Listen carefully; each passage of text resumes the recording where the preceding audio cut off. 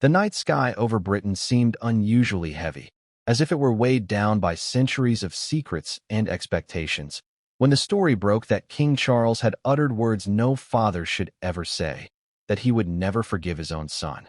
For many, it sounded like the climax of years of whispers, tensions, and unresolved battles between the crown and the one prince who chose to abandon it all. But for those who know the intricacies of the monarchy, this moment was not born out of sudden rage. It was the culmination of decades, stitched together by heartbreak, betrayal, and an unyielding clash between duty and desire. This is the story of how a family that once stood as a symbol of unity has been torn apart, and at the center of it all is a father's decision that left his son in tears. To understand why this announcement matters, one must first grasp the magnitude of who Prince Harry once was. For years, the world adored the cheeky boy who walked behind Princess Diana's coffin, his face etched with grief far too heavy for a child. He was the prince who seemed more relatable than the rest, a royal who would laugh with soldiers, play pranks, and reveal vulnerability in ways that made him the people's favorite. But underneath the charm was a boy shaped by loss, raised in the shadow of a brother destined for the throne, and yearning for something more than duty. That yearning, some say, is what led him down a path that fractured his bond with his father forever. Before we continue, please hit the like button, subscribe to the channel, and turn on the notification bell for updates. The relationship between Charles and Harry was never straightforward. Charles, who grew up in a cold palace environment himself, was not known for his warmth. He admired tradition, believed in the institution above all else, and lived under the crushing weight of expectation as heir to the crown for most of his life. Harry, on the other hand, inherited Diana's fire and rebellious spirit. The two men, father and son, seemed to represent opposite poles, one committed to duty, the other desperate for freedom. For years, this difference was manageable. Harry's antics, from youthful scandals to military escapades, could be forgiven. But when he brought Meghan Markle into the fold, everything shifted. Their love story was painted as modern, refreshing, even revolutionary at first. A biracial American actress marrying into the most traditional monarchy in the world? It looked like the Windsors were adapting to a new age. Yet behind palace doors, whispers grew into shouts. Meghan's outspokenness clashed with centuries of silence expected from royals. Harry, once the fun-loving spare, now seemed to have chosen love over loyalty. And Charles, the man who had spent his entire life building a sense of duty above self, saw his son turning away from everything he had sacrificed for. The first cracks began to show not just in their relationship, but in the very fabric of the monarchy. What followed has been described as nothing short of war. Harry and Meghan's withdrawal from royal duties, dubbed Megxit, was not just a family disagreement. It was a global scandal. The Queen, still alive then, tried to steady the ship, but Charles could never shake the feeling that his son had humiliated the family. When Harry and Meghan sat down with Oprah Winfrey, airing accusations of racism and neglect, it was more than Charles could bear. In his mind, the institution he had sworn his life to was being dismantled by his own blood. For Harry, it was about survival and truth. For Charles, it was about betrayal on the grandest stage imaginable. As the years passed, the gap between them widened. Harry released a memoir that spilled secrets from behind palace walls. He gave interviews where he described his father as distant, cold, and unresponsive to his pain. Each revelation was like another dagger in Charles's heart, not only as a father, but as a king. For Charles, who had finally ascended to the throne after a lifetime of waiting, unity was vital. The crown cannot survive on fractured symbolism. And here was his son, his own flesh and blood, seemingly determined to pull the entire system apart piece by piece. It was only a matter of time before the king's patience snapped. But let us pause here. Why does this matter so much? Why should the world care if a father and son fall out? Because this is no ordinary family. Every word uttered by Charles or Harry reverberates through history, politics, and culture. This is the monarchy that survived abdications, divorces, and scandals. And yet now, in an era where public trust is fragile, it faces one of its greatest threats from within. For Charles, disowning Harry was not simply about personal pain. It was about protecting the institution he had been preparing to lead for over 70 years. For Harry, those words were not just rejection. They were the final confirmation that love and family in the royal world will always be secondary to duty and image. Imagine the emotional weight of that moment. A son, stripped not of titles alone, but of recognition from his own father. A king, forced to choose between the image of monarchy and the bond of blood.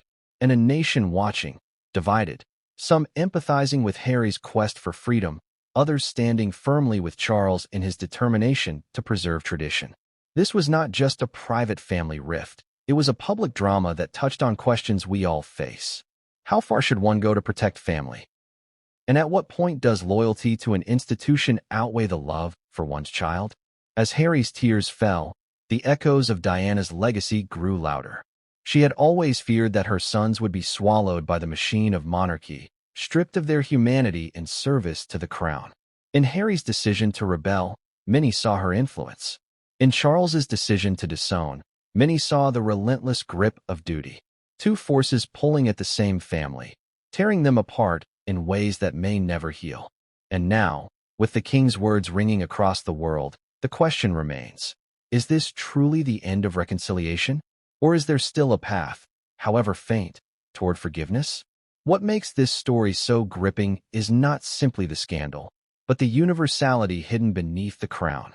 Every viewer can understand the pain of a child longing for acceptance or a parent struggling with disappointment. Strip away the jewels and palaces, and this is a story of a father and son unable to find common ground. And perhaps that is why the world cannot look away. Because if forgiveness can fail even here, in the most visible family on earth, what hope do the rest of us have when conflict tears through our own homes? The introduction of this saga leaves us standing on the edge of an emotional cliff. The king has spoken, the son has cried, but the reverberations of this announcement are only beginning to unfold. What will Harry do next? How will the monarchy adapt? And perhaps most importantly, what does this mean for the future of a family that has always insisted it was more than just a family, that it was a symbol, an institution, a living piece of history? The answers lie in the chapters to come, where the tears of a prince and the cold resolve of a king will reshape the story of the House of Windsor forever. The echoes of Charles's words still linger in the air, like a thunderclap that refuses to fade, reverberating through Buckingham Palace and beyond its gilded gates. For those who have followed the royal family for years, this was not simply a shocking announcement. It was the culmination of a lifetime of pain, unspoken grievances, and unrelenting pressure.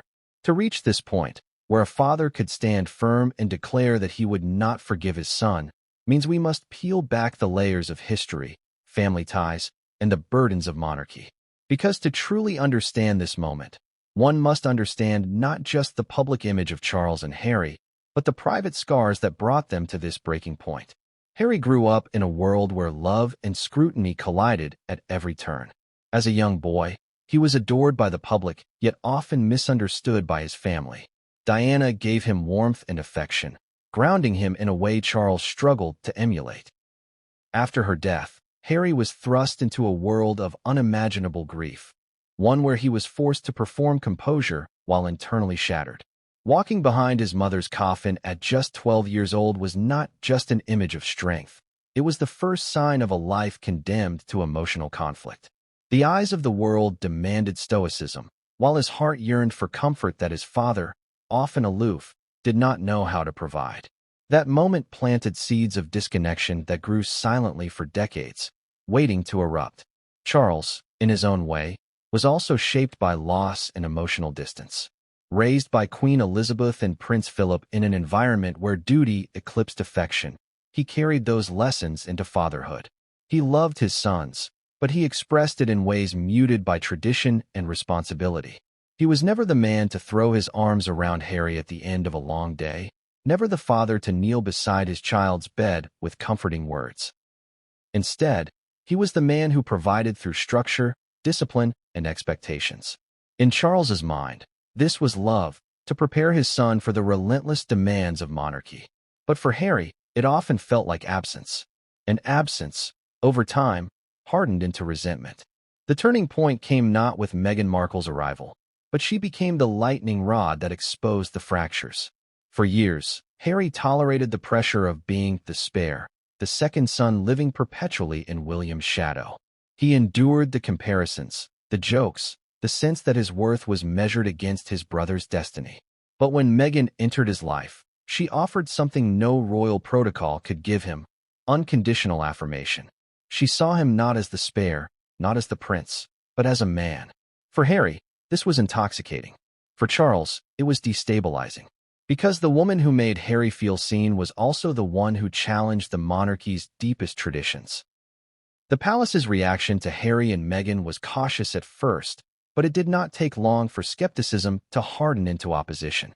Meghan's boldness, her refusal to be silenced, her insistence on defining her own role, all of it clashed with the quiet stoicism expected of royal women. For Charles, this was alarming.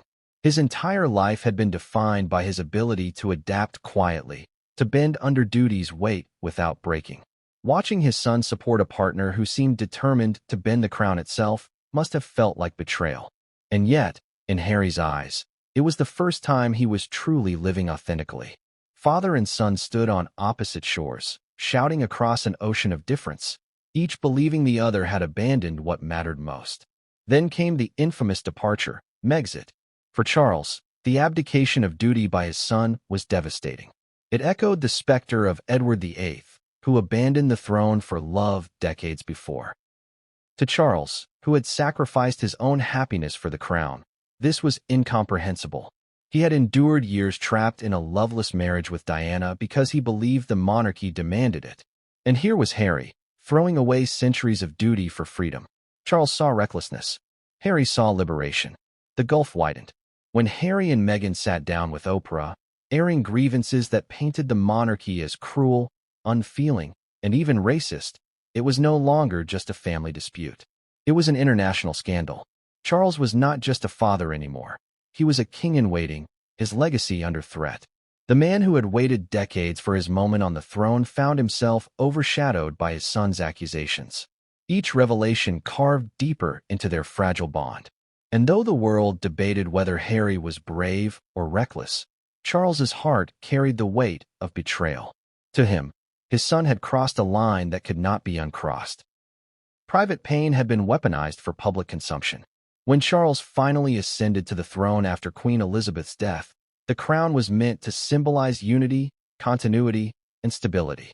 But in Harry, Charles saw the embodiment of division. While the world celebrated a new king, Charles faced a fractured family, one son by his side, the other across the ocean, leveling accusations. At that moment, Charles's crown felt heavier than ever, and his patience thinner than it had ever been. The monarchy, he believed, could not survive perpetual conflict. Something had to be done. The announcement that followed was both shocking and inevitable.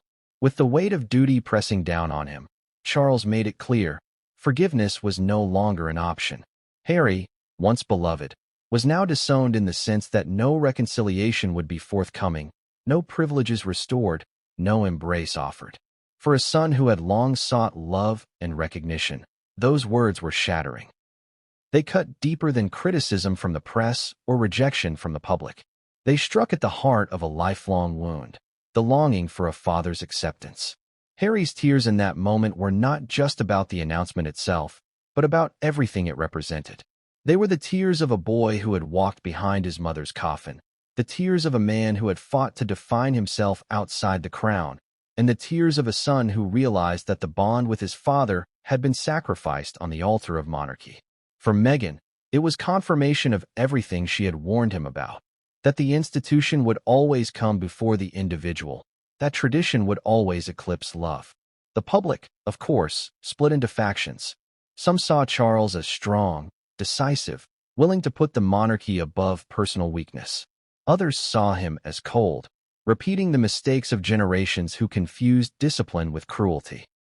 Harry became both martyr and villain, depending on who told the story. But beneath the noise, one truth remained. This was no longer just about father and son. This was about the survival of the monarchy in the modern age. Could a crown that demanded such sacrifices still hold relevance in a world that increasingly valued authenticity and individuality? And so, we arrive at the precipice of the story. A king has declared his son unforgivable. A prince has been left in tears. The family stands fractured, the public stands divided, and the world watches with bated breath. But what happens next? Can wounds this deep ever truly heal? Or is this the point where history will record the Windsor dynasty as irreparably broken? The chapters ahead will explore the path that led here, the ripple effects that continue to spread, and the haunting question of whether reconciliation is even possible when the bonds of family are sacrificed for the weight of a crown. There was once a time when Prince Harry was not seen as the rebel, the outsider, or the estranged son.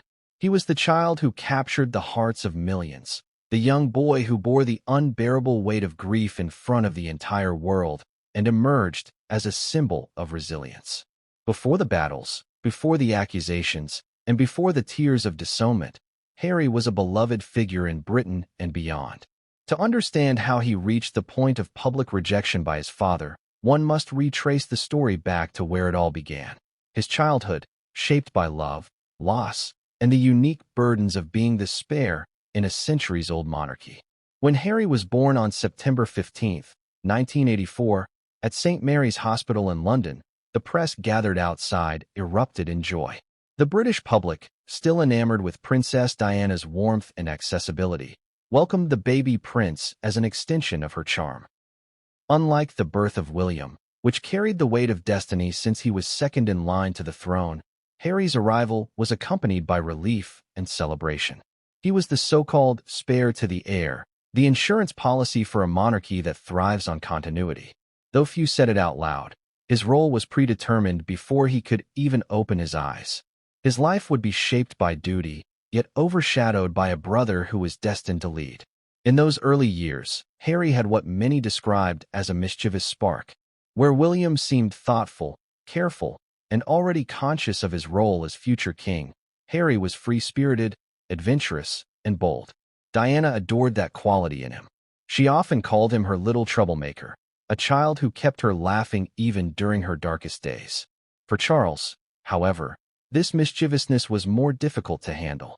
Charles admired discipline, structure, and seriousness. Harry's boundless energy sometimes seemed at odds with the restrained world Charles believed his sons must grow into. It was Diana who bridged the gap, giving Harry the warmth Charles could not express, and balancing the royal rigidity with maternal tenderness.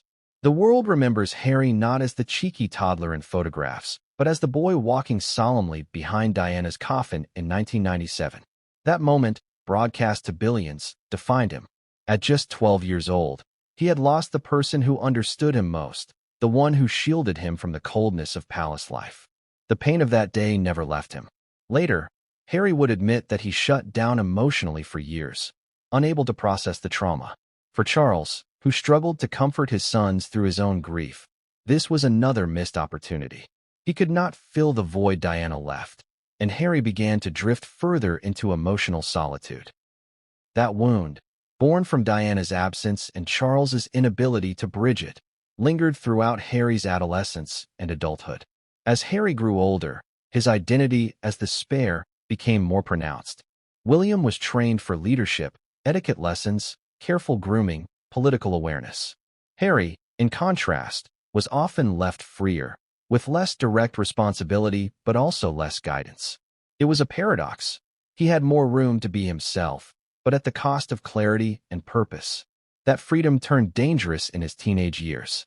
He made headlines for underage drinking, drug experimentation, and scandalous behavior, culminating in the infamous Nazi costume incident that still haunts him today. The press labeled him the party prince, a reckless young man who could not measure up to his brother. To the world, he was a problem child. To Charles, it was another reminder of how different Harry was from the image of controlled duty he admired. But Harry was more than the tabloid caricature. Beneath the scandals was a young man searching desperately for identity. The army provided that sense of purpose. When he joined the military, he finally found structure, camaraderie, and a chance to be valued not for his title, but for his service. Harry flourished as a soldier. His tours in Afghanistan gave him credibility and respect. He became the royal who could sit in the trenches, laugh with fellow soldiers, and fight alongside them without pretense. For many, it was the first time they saw him not as the spare, but as a man with his own path. Charles, though quietly proud, struggled to say so publicly. Their relationship remained marked by unspoken words, pride that could not be expressed, love that remained restrained. It is easy to forget now, in light of recent conflicts, that Harry was once considered the fun prince, beloved for his relatability. He threw himself into charity work, particularly with veterans, and his creation of the Invictus Games remains one of his proudest achievements. Crowds cheered him as the approachable royal, the one who would joke with them, shake their hands with genuine enthusiasm, and even show vulnerability in ways William never could. For a time, it seemed that Harry had carved out a role for himself, not the heir, but the heart. The public adored him for it, and Charles seemed willing to accept this version of Harry, even if it did not perfectly align with the crown's ideals. Yet even in these golden years of Harry's popularity, the undercurrent of tension with his father remained. Charles, ever focused on the crown, often appeared distant, more concerned with appearances than emotional connection. Harry, sensitive to rejection, carried the weight of his father's silence heavily. Even at public events, observers noted that the bond between father and son seemed formal rather than warm. Behind the smiles and handshakes lay a growing truth. Harry craved the kind of unconditional support Diana gave him, but from Charles, he received duty instead.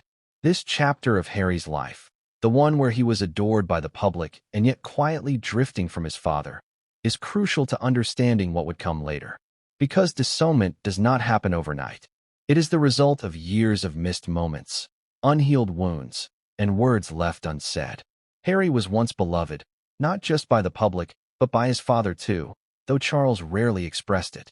That love, however, was conditional, restrained by the monarchy's grip. And as Harry grew into adulthood, that conditional love would prove insufficient against his longing for freedom, authenticity, and unconditional acceptance. This sets the stage for the next part of the story, the moment when love turned into conflict, when Harry's choice of partner would change everything, and when the beloved son began to be seen as the prodigal one. Because the journey from a son once adored to a son disowned is not marked by a single decision.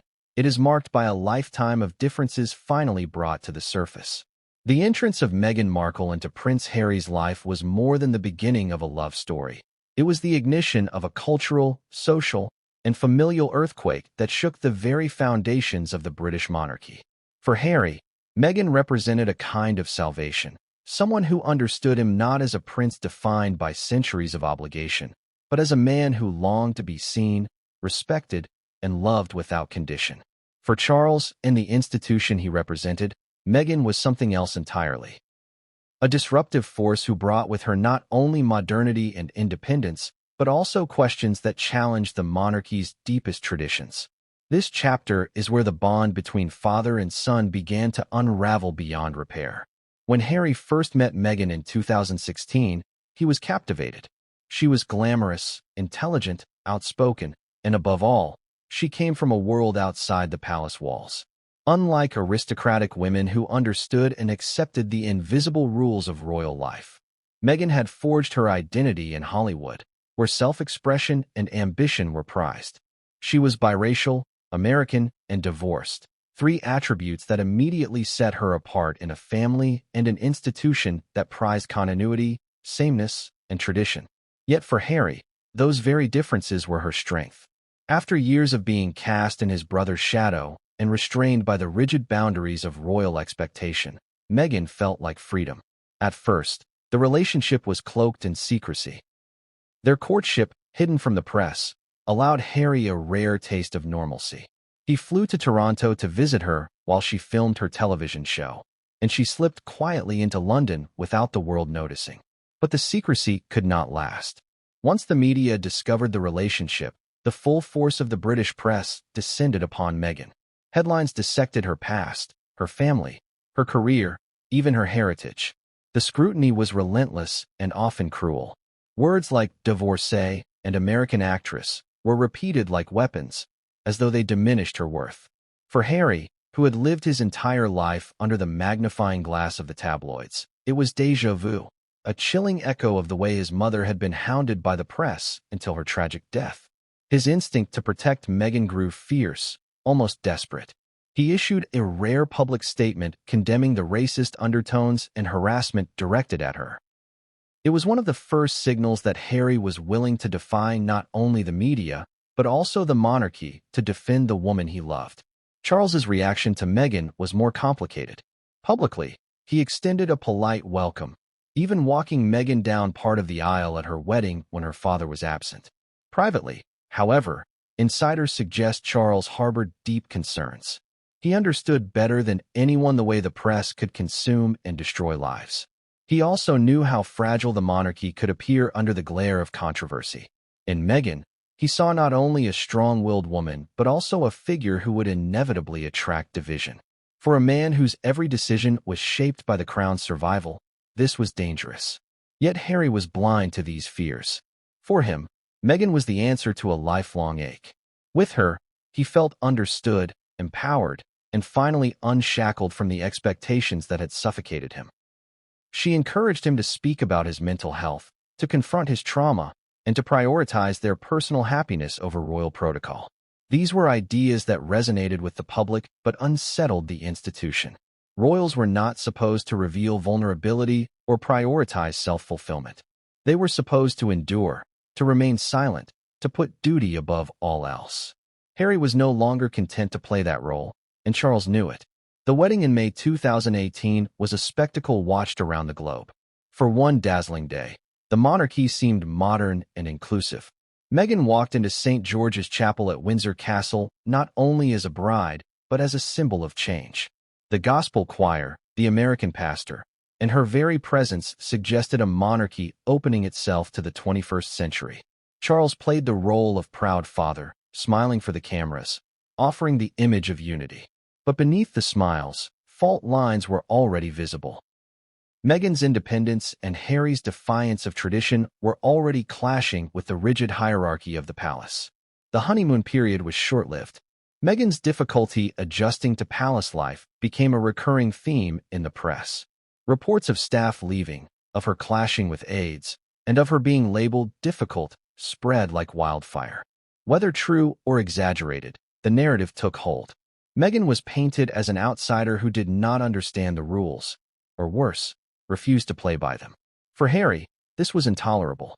He saw in these headlines the same cruelty that had driven his mother to despair. For Charles, it was confirmation of his fears. Meghan was becoming a liability to the monarchy's image. The rift widened further when Meghan and Harry began to express dissatisfaction with the roles assigned to them. They wanted more independence, more control over their lives and their work. They bristled at being overshadowed by William and Kate, whose public image remained polished and stable. Harry, already sensitive about his position as the spare, felt the sting of being sidelined yet again. Meghan, used to carving out her own path, resented being told to stay in the background. Together, they decided they would not accept the roles quietly. This was perhaps the most significant turning point. Charles, steeped in decades of duty, could not understand why his son refused to accept his place. To him, this was betrayal not just of family, but of the crown. The press, sensing blood, amplified the division. Comparisons between Kate and Meghan became daily fodder. Every gesture, outfit, and word was dissected and weaponized. Meghan was often cast as the villain, Kate as the perfect future queen. The narrative was brutal, and Harry's rage grew.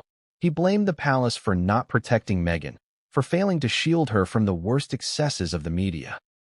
Charles, in turn, believed Harry was too emotional, too reactive, and too willing to challenge the system that had kept them all in power for centuries. Their communication broke down further. This was the era when Charles began to see Harry not just as a son, but as a threat. Every time Harry defended Meghan publicly, every time he challenged the press, Charles saw the crown's stability wobble. He worried that the monarchy would be defined by internal conflict rather than continuity. And yet, for Harry, the calculus was simple.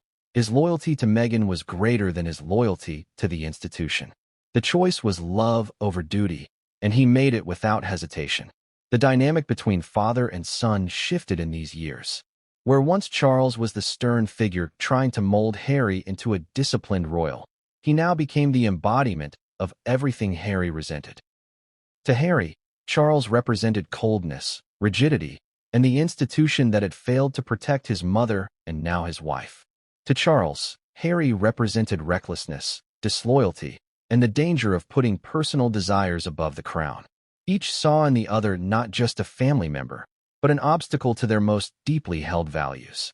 By the time Meghan and Harry welcomed their first child, Archie, in 2019, the relationship between father and son was already unraveling. Even the birth of a grandchild could not heal the wounds. Instead, it deepened them. Meghan and Harry's decision to shield Archie from the public eye was criticized, and their complaints about lack of security and titles for their child sparked controversy. To Charles, this was another example of Harry rejecting royal life.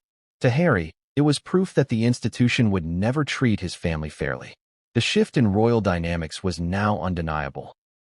Meghan had become not only Harry's partner, but the prism through which his relationship with his father was refracted.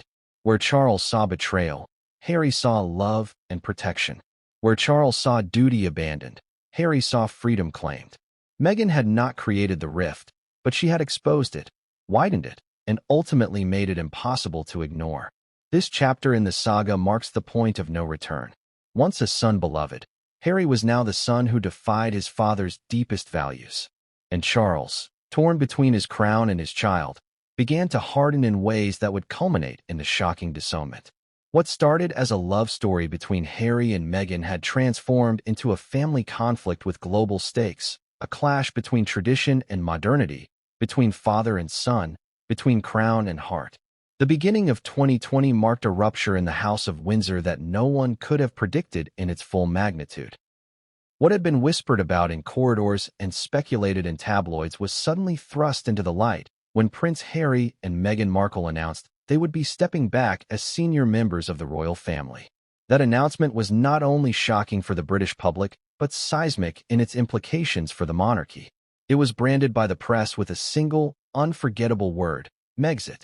To many, it felt like the most dramatic royal departure since Edward VIII abdicated for Wallis Simpson, and it sent shockwaves through Buckingham Palace, Parliament, and even global media.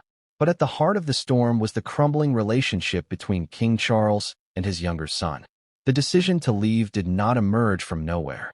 Harry and Meghan had spent months wrestling with their roles, feeling trapped in a system that they believed valued image over well-being. They wanted independence, financial freedom, and the ability to pursue causes without being shackled to palace protocol.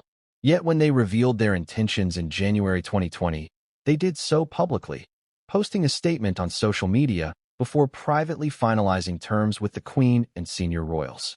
This method, going directly to the public before resolving the family matter, was seen by Charles as a betrayal. For a man who had been trained his entire life to operate within the rules of the crown, Harry's impulsive announcement confirmed his fear. His son no longer respected the monarchy as an institution. The fallout was immediate. Headlines exploded with speculation. Where would they live? Would they keep their titles? Who would pay for their security? And most importantly, what did this mean for the monarchy's stability? For Charles, the situation was deeply personal, but also undeniably political. His son's rejection of royal life threatened not only the family's public image, but also its very relevance. The monarchy depends on public trust and loyalty, and here was one of its most beloved members seemingly abandoning ship. The symbolism was devastating. The Queen called for a summit at Sandringham, bringing together Charles, William, and Harry to hammer out the details. Known now as the Sandringham Summit, it was a moment of reckoning for the family. Reports suggest the atmosphere was tense, with William furious at his brother, Charles firm in his insistence on protecting the crown, and Harry pleading for a solution that would allow him and Meghan to carve their own path. The conclusion was a compromise of sorts. Harry and Meghan would lose their HRH titles, step back from official duties, and repay the taxpayer funds used to renovate Frogmore Cottage. They would retain their titles as Duke and Duchess of Sussex, but their royal role was effectively dismantled. To the public, it was a formal withdrawal. To Charles, it was the disownment in everything but name, the first step toward the words he would later say outright. The months that followed were chaotic.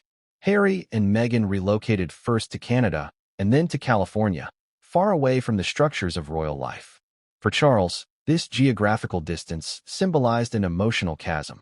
The son who once stood proudly by his side at royal events was now thousands of miles away, forging partnerships with media giants like Netflix and Spotify, and living in a mansion funded by their new ventures. Charles could not comprehend this choice. He had spent decades subordinating his personal desires to ensure the monarchy's survival, while Harry seemed to him to be trading heritage for Hollywood. The sense of betrayal deepened. Public reaction was divided.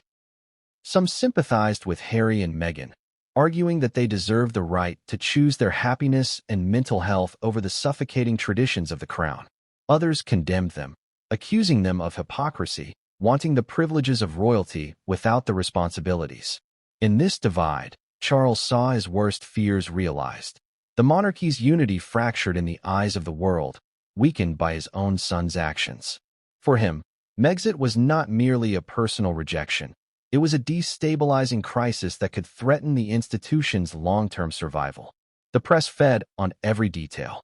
Rumors of arguments between William and Harry leaked.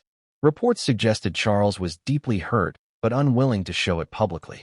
Harry, meanwhile, gave interviews in which he hinted at his struggles, speaking of feeling trapped in the system. These words cut Charles to the bone.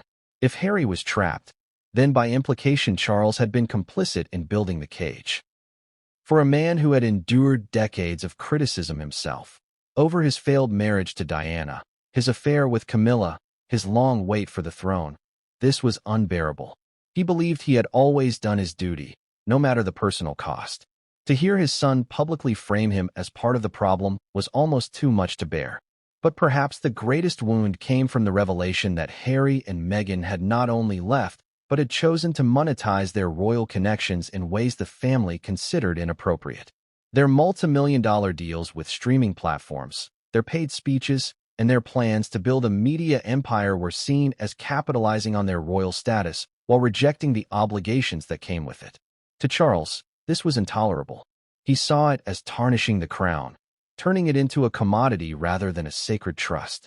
Each new announcement of a lucrative contract felt like another reminder that Harry had traded one identity for another. And in doing so, left behind the father who had hoped to see him support the monarchy. Behind closed doors, Charles struggled with his emotions. Those who knew him say he alternated between sadness and anger, between yearning for reconciliation and steeling himself with resolve.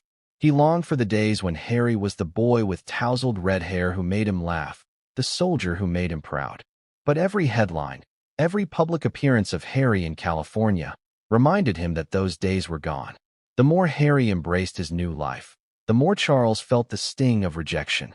And the more Charles hardened his resolve, the less chance there was for reconciliation. For Harry, the fallout of Megxit was equally complex.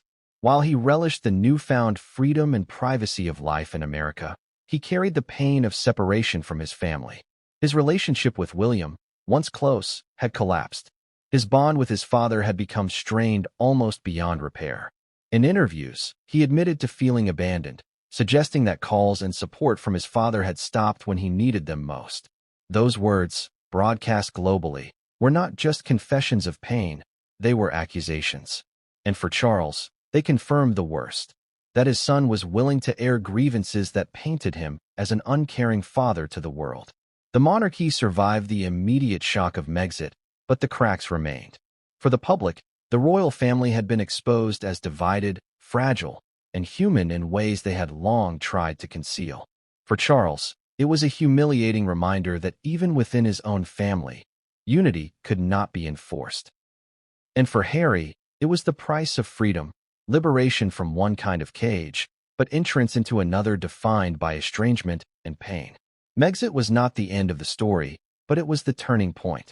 It set into motion a series of events that would eventually lead to Charles's declaration of disownment.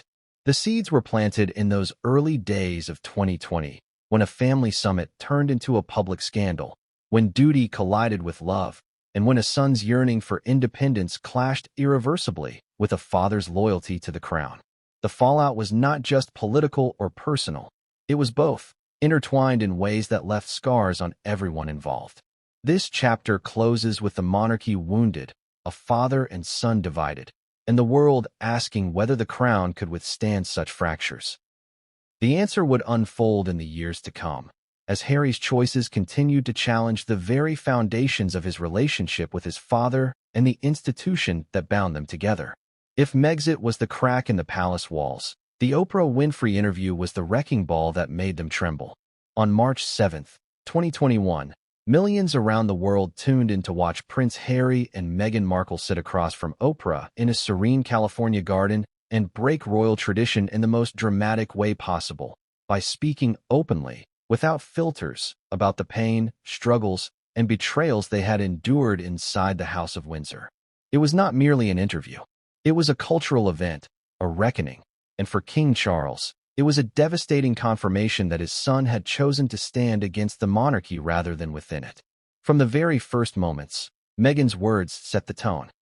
She spoke of entering royal life with optimism, believing the family would embrace her, only to encounter hostility, indifference, and cruelty. She described how the palace staff controlled her movements, monitored her behavior, and refused her pleas for help when she confessed to feeling suicidal. For the millions watching, it was a chilling account of emotional neglect. For Charles, it was a public indictment of his family, his leadership, and even his fatherhood. To hear his son's wife declare that the monarchy had failed her so profoundly was to be accused before the court of global opinion. But the most explosive moment came when Meghan revealed that a senior member of the royal family had expressed concern over the skin color of her unborn child, Archie. That single revelation detonated across media outlets like a bomb. Questions of racism within the monarchy, long whispered but rarely acknowledged, now dominated headlines. Although Meghan and Harry refused to name the individual, speculation was immediate and relentless. For Charles, the accusation was catastrophic. The monarchy has always been fragile, balancing its survival on public support, and the suggestion that it harbored racist attitudes was a direct assault on its legitimacy. Even though the palace swiftly issued a statement saying, "Recollections may vary," the damage was already done. Harry's choice to reveal such a detail publicly was, in Charles's eyes, a betrayal that could never be undone. Harry himself added fuel to the fire during the interview. He described feeling trapped in the system, suggesting that even his father and brother were prisoners of the monarchy's invisible chains. He revealed that Charles had stopped taking his calls at one point after their departure, a detail that painted the future king as cold and unresponsive. Harry admitted that financial support had been cut off, leaving him and Meghan to rely on the inheritance Diana had left him. For the audience at home, it was a portrait of a man struggling against both family rejection and institutional rigidity. For Charles, it was something else, humiliation, painted on a global canvas by his own son. The impact of the interview went beyond personal grievance. It ignited debates about race, mental health, and the relevance of the monarchy itself. Activists demanded accountability. Politicians weighed in. Media commentators divided into camps, some sympathizing with Harry and Meghan's courage to speak out, others accusing them of selfishness and disloyalty. The monarchy, once shrouded in secrecy, was suddenly laid bare in ways it had never been before. And at the center of the storm was Charles, portrayed as a father who had failed to protect, to nurture, or to understand. Behind the palace walls, the reaction was said to be one of shock, anger, and fear. Queen Elizabeth reportedly insisted on calm and restraint, issuing a short but carefully worded statement. William defended his family publicly, telling reporters they were very much not a racist family. Charles, however, remained silent, letting the institution's official words speak for him. Yet insiders whispered that he was devastated, hurt not only by the accusations but by the fact that his own son had been the one to deliver them to the world. For a man who had endured decades of public ridicule over his marriage to Diana and his relationship with Camilla, this was another chapter of humiliation, and this time, it came from his blood. Harry and Meghan's decision to speak to Oprah was strategic as well as emotional.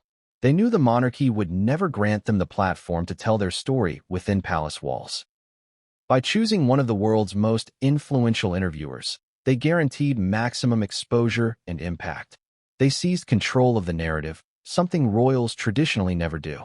For Charles, it was proof of his deepest fear, that Harry was not just rebelling, but actively aligning himself with forces outside the monarchy to challenge its credibility. In the king's eyes, this was not only family conflict, but treason against the crown's carefully constructed image. The personal fallout between father and son deepened after the interview. Reports suggested that Charles felt blindsided and betrayed, believing Harry had crossed a line from which there could be no return. Harry, meanwhile, expressed sadness that his father had not offered the support he desperately needed, especially during Meghan's darkest moments. The gulf between them widened into something that felt almost irreparable. What had once been a simmering conflict was now a raging fire, fueled by public exposure and global scrutiny. The interview also had lasting consequences for how the world viewed Harry and Charles. Harry emerged as a figure of empathy to many, a man brave enough to challenge centuries of silence. Others saw him as reckless, airing family secrets for sympathy and money. Charles, on the other hand, was cast in the shadows of the narrative, not as the central villain, but as the distant father who had failed to bridge the divide. In the court of public opinion, Harry's tears and vulnerability were far more compelling than Charles's silence and restraint. Yet within the monarchy, the perception was the reverse. To those steeped in tradition, Harry had committed the unforgivable sin of breaking the family's cardinal rule: never complain, never explain. By choosing to tell his story in such a public way, he had crossed from being a troubled son to a dangerous adversary. Charles, surrounded by advisors and courtiers, hardened his stance. Reconciliation, already fragile, became nearly impossible. If Megxit had been the act of leaving, the Oprah interview was the act of burning the bridges behind him. The reverberations of that interview continued to echo years later. It shifted the dynamics permanently, not just between Harry and Charles, but within the entire family. William, once Harry's closest ally, distanced himself. Camilla, already wary of Meghan, reportedly became even more entrenched in her belief that Harry and Meghan were destabilizing influences. And Charles, preparing for his reign, saw in the interview the ultimate test of his resolve, whether he could separate his emotions as a father from his duty as a king. This chapter marks the point where the private became irrevocably public, where grievances once whispered in corridors were broadcast to the world. It was a moment that confirmed the monarchy was no longer invulnerable, and that the divide between father and son had become not only personal, but symbolic. In Harry's revelations, the world saw the cracks in a centuries-old institution. In Charles's silence, they saw the price of duty. And in the aftermath, both father and son were left standing on opposite sides of an ocean, with millions of eyes watching every move. If the Oprah interview was the thunderclap that shook the monarchy, then what followed were the aftershocks, rolling waves of revelations, memoirs, and interviews that refused to let the royal family recover. For King Charles, these years were like living under constant siege. Every few months, a new headline, a new quote, or a new project from his youngest son thrust old wounds back into the spotlight. For Prince Harry, however, this was more than a media tour. It was catharsis, a reclamation of his own story after decades of being defined by others. But the cost of telling that story would deepen the chasm between father and son until it felt beyond repair. The memoir titled Spare became the most visible symbol of Harry's rebellion. Released in early 2023, it was not just another royal biography. It was his testimony, his truth, his declaration to the world that he would no longer be silenced. The title itself was a dagger pointed at his upbringing, the acknowledgement that his identity had always been shaped by being the spare to William's heir. From the very beginning, readers knew this book was not going to be a diplomatic recollection. It was going to be raw, emotional, and unapologetic. And it was. In its pages, Harry chronicled his life with startling candor. He wrote of his drug use, his military service, and his grief over Diana. He described fights with William, awkward encounters with Camilla, and a childhood marked by tension rather than warmth. He spared no one, not even Charles. He portrayed his father as distant, reluctant to show affection, and unable to meet him in moments of vulnerability. He recounted how Charles once patted him on the knee after Diana's death, saying only that it will be all right, before leaving him alone. That single anecdote encapsulated decades of distance. For the public, it was a shocking revelation. For Charles, it was a humiliation. His private failures as a father were now immortalized in print, dissected by millions across the globe. But it wasn't just the memoir that caused damage. Before and after its release, Harry embarked on a media campaign that felt relentless to the royal family. He sat for long-form interviews with major broadcasters, each time repeating and expanding on themes of neglect, betrayal, and pain. He told Anderson Cooper that his family had shown no willingness to reconcile. He told ITV that Camilla had played a dangerous game with the press to improve her image, suggesting she had leaked stories at Harry's expense. He even suggested that Charles, though not as cruel as some imagined, was incapable of giving the kind of love and protection he craved. These interviews, streamed and broadcast worldwide, reached audiences far beyond the reach of royal courtiers or palace statements. Every word Harry uttered became another crack in the image of the monarchy Charles was trying to uphold. The palace's response was consistent silence. For Charles, this was not just strategy, but survival. He had learned through decades of criticism and scandal that to engage directly only deepened the wounds. But that silence, while strategic, came at a cost. To Harry, it felt like confirmation of abandonment, that his father would rather protect the crown's reputation than defend or engage with his own son. In one interview, Harry said explicitly that silence was complicity. Those words stung because they cut to the heart of Charles's dilemma. To him, silence was duty. To his son, silence was betrayal. The public devoured every revelation. Spare sold millions of copies, breaking records and sparking global debates. Was Harry brave for speaking his truth, or selfish for airing private grievances? Was Charles an uncaring father, or a man trapped in the impossible demands of monarchy? The polarization was stark, but for Charles, the outcome was clear. His authority as both father and king had been weakened. Even those who sympathized with him could not ignore the fact that his son's words had reshaped how millions saw him. And unlike tabloid rumors, these words came directly from Harry's own mouth and pen. The accusations did not stop with Charles. William, Camilla, even Kate were drawn into Harry's narratives. But Charles felt the deepest cut. To be portrayed as cold and emotionally unavailable was one thing. To be portrayed as complicit in a system that destroyed his son's peace of mind was another. Each revelation widened the emotional canyon between them. Each interview, each anecdote, each accusation pushed reconciliation further into the realm of impossibility. Critics of Harry argued that he was monetizing his pain, turning family conflict into profit. Supporters countered that he was finally reclaiming his narrative after being silenced for years. But no matter where one stood, the undeniable reality was that Harry's story dominated global media in a way that the monarchy could not control. Charles, who had finally ascended to the throne after waiting longer than any heir in history, found his reign overshadowed not by his policies or initiatives, but by the accusations of his younger son. There was a painful irony in all of this. Charles had spent decades rehabilitating his image after the Diana years, finally finding acceptance as king with Camilla at his side. And yet, just as he reached the pinnacle of his life's work, his son's words threatened to unravel it. In many ways, Harry had become Diana's avenger, carrying forward her legacy of speaking against the institution, while Charles found himself once again cast as the distant figure who had failed her, and now him. For Harry, these books and interviews were more than attacks. They were survival. He believed that by telling his story, he could break free from the institution that had defined and restricted him. He wanted to protect Meghan and their children from the same fate he believed befell his mother. He wanted control, autonomy, and truth. But for Charles, these same actions looked like destruction, tearing down the family's unity, tarnishing the monarchy's reputation, and exposing wounds that might never heal. This chapter of books, interviews, and accusations represents the stage where father and son stopped speaking the same language. One spoke in silence, the other in revelations. One clung to duty, the other clung to freedom. Between them stood decades of pain, now broadcast to the world. And the more Harry spoke, the more Charles hardened, convinced that forgiveness was impossible when wounds were being constantly reopened.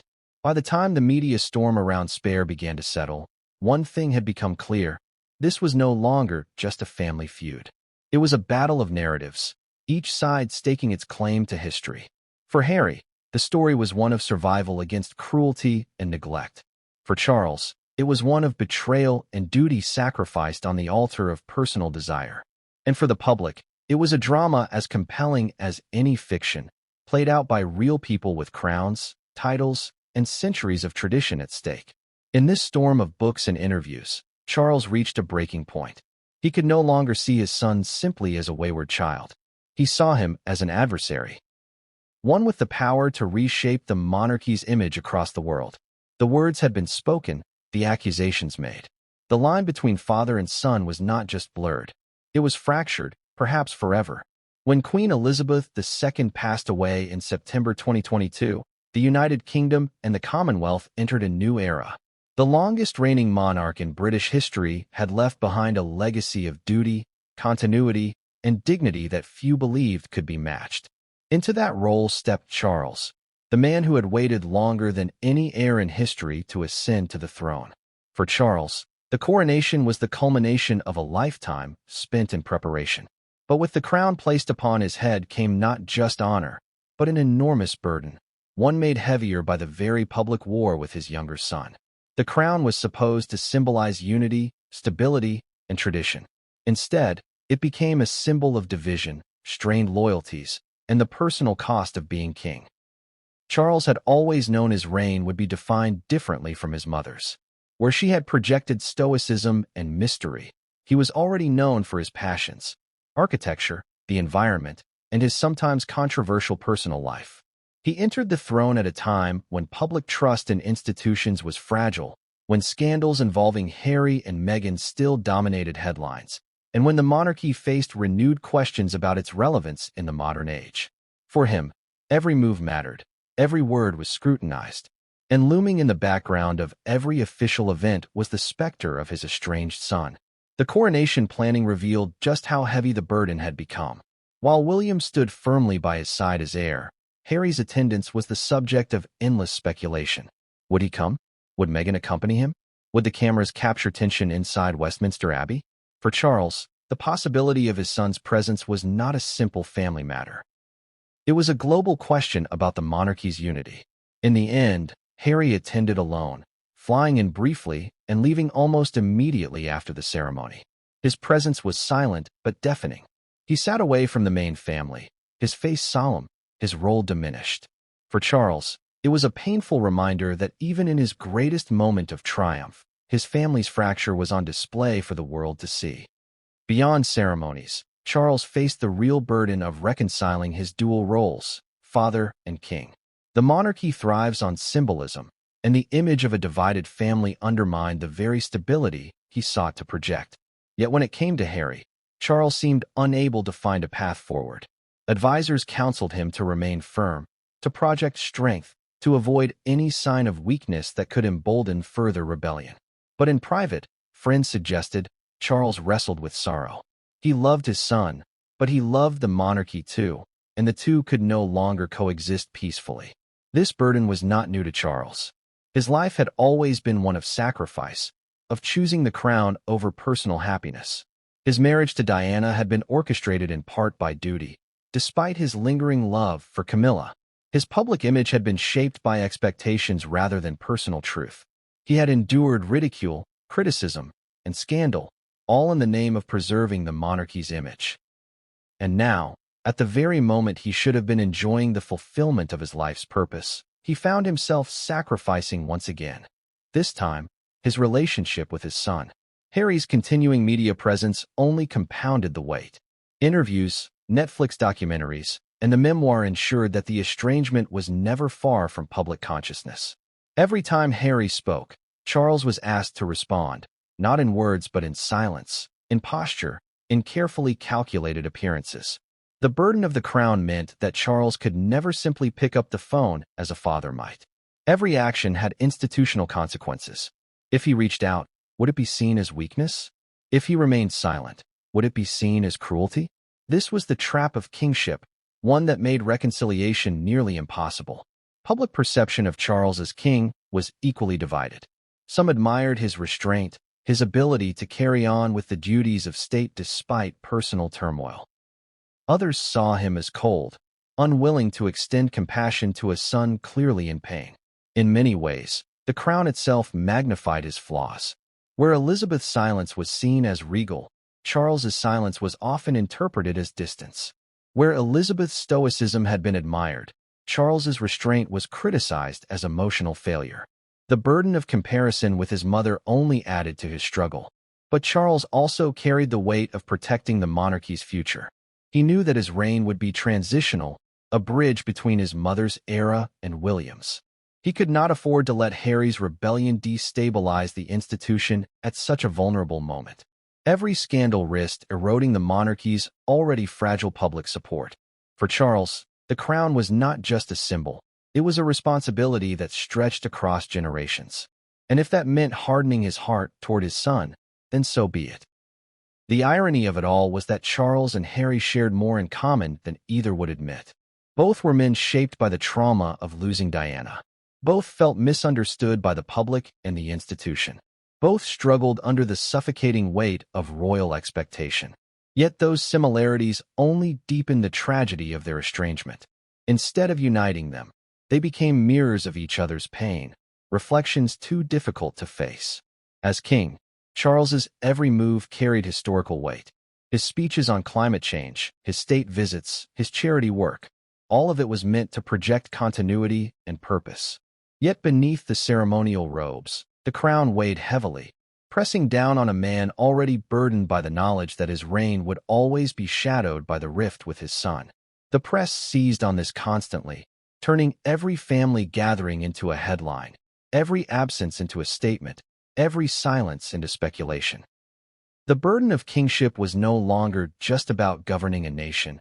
It was about holding together a family that had already split apart. What made the burden heavier still was the realization that the monarchy itself could not shield him from this pain. The institution that had demanded sacrifice from him all his life could not solve the fracture between him and Harry.